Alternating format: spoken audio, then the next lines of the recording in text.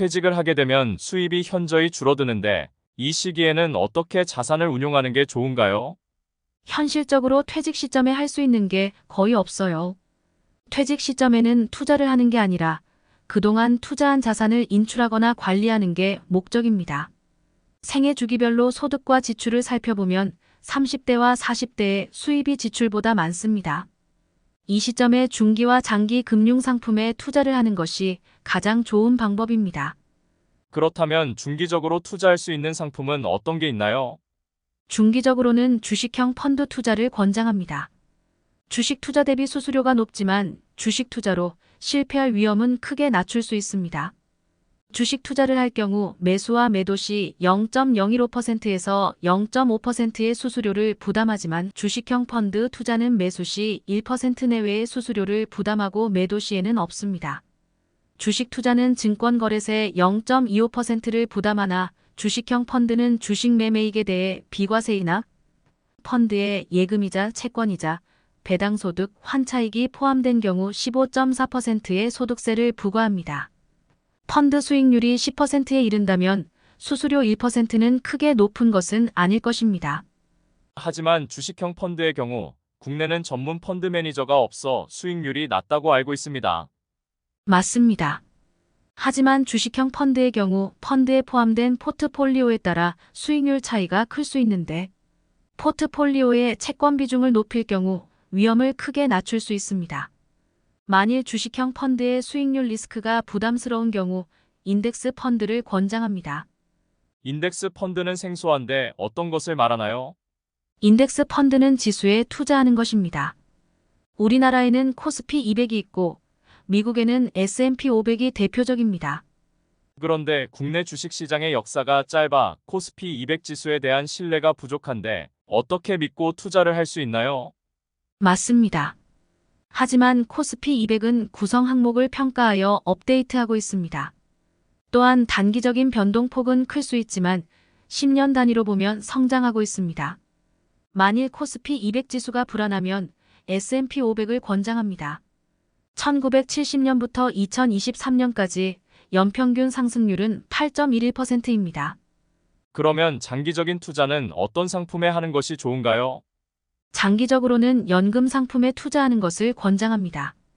개인연금 상품에 투자할 경우 향후 퇴직연금, 국민연금과 함께 3중으로 연금을 받을 수 있으므로 최근 적극적으로 권장하고 있습니다.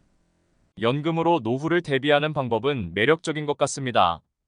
그런데 자녀 결혼 자금 등 목돈이 필요한 경우가 있는데 이럴 때에는 어떻게 하나요? 네, 좋은 질문입니다. 퇴직 후 목돈이 필요할 수 있습니다. 저축한 돈이 있다면 다행이지만 그렇지 못한 경우에도 방법이 있습니다. 퇴직연금 개시 시점에 필요한 자금만큼 일시금으로 받고 나머지는 연금으로 신청하시면 됩니다. 이렇게 하려면 여러분은 본인의 재무 상태를 정확하게 파악하고 계셔야 합니다. 금융자산은 얼마이고 가족의 생활비는 어느 정도인지, 자녀 교육비와 결혼비용은 어느 정도인지, 노후 생활비는 얼마가 적정한지, 연금은 언제부터 얼마나 받을 수 있는지 등에 대해서 상세하게 파악하셔야 합니다. 중기 투자로 주식형 펀드와 인덱스 투자를 권장해 주셨는데 이외에 국가에서 지원해주는 절세 방안은 없나요? 아주 좋은 질문입니다. 절세는 세금을 줄이는 것을 말하는데 세금 우대 또는 비과세 상품이 이에 해당됩니다. 통상 금융권의 세금 우대 상품은 9.5%의 세금을 부담함으로써 일반 과세 15.4% 대비 5.9%포인트를 절감하는 상품입니다. 이러한 상품은 개인별로 한도가 정해져 있거나 금액을 제한하고 있습니다. 성인의 경우 1,000만 원 한도이고 65세 경로 우대자는 3,000만 원까지 가능합니다. 비과세 상품도 금액을 제한하고 기간을 장기로 가져가야 혜택을 줍니다. 65세 이상 사람들은 생계형 종합저축을 5천만 원까지 가입할 수 있습니다. 또한 신협, 새마을금고, 농수축협 등의 조합원으로 가입할 경우 출자금 1,000만 원과 예탁금 3천만 원은 비과세 혜택을 받을 수 있습니다. 장기 저축성 보험을 가입할 경우에도 비과세 혜택이 있는데 월 불이백 150만 원 이하로 만기 10년 이상으로 불입해야 합니다. 이외에 세액을 공제해주는 상품과 소득을 공제해주는 상품이 있습니다. 세액공제는 산출된 세금에서 세금을 공제해주는 것으로 연금저축과 퇴직연금 수령시 해줍니다. 소득공제는 과세 대상 소득액에서 일정액을 공제해주는 것으로 주택청약종합저축 상품이 있습니다.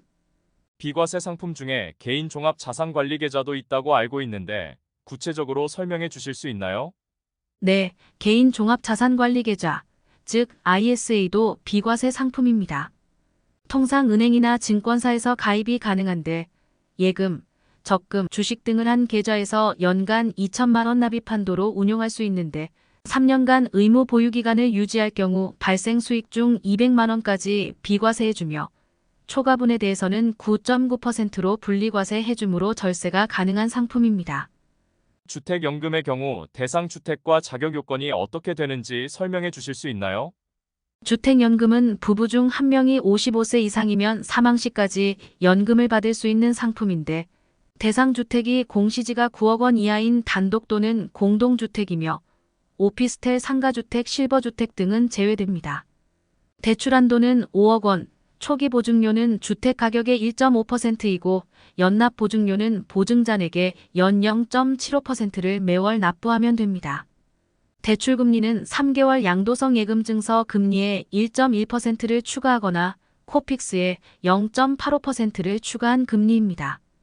주택연금은 이사를 가도 가능하고 재건축을 해도 가능한데 재건축할 경우에는 반드시 조합원 신분을 유지하셔야 합니다. 농지연금에 대해 구체적으로 알려주세요.